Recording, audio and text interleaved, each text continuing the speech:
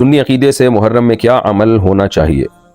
سنی عقیدے سے محرم میں بس یہی عمل ہونا چاہیے کہ محرم میں آپ زیادہ سے زیادہ روزے رکھیں، اور نہیں رکھ سکتے تو کم از کم عاشورہ کا روزہ آپ رکھ لیں۔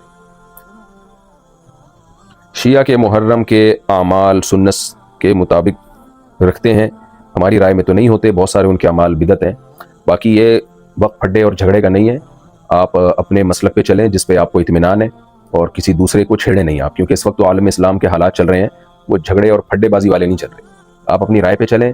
اہل حق علماء جن کو آپ اہل حق سمجھتے ہیں ان کو فالو کریں آپ، باقی جھگڑیں کسی سے نہیں، بحث مباحثہ کسی سے نہیں کریں کہ شیعہ لوگ محرم میں یہ کیوں کر رہے ہیں وہ کیوں کر رہے ہیں، بھائی وہ جانے اور ان کا مسلک جانے، ان کو آپ اپنے حال پہ چھوڑ دیں۔ ہاں، ہم نے وہ کرنا ہے جو ہمیں سمجھ میں آ رہا ہے، جو قرآن و سنت اور صحابہ سے ہمیں سمجھ میں آتا ہے ہم وہ کریں گے۔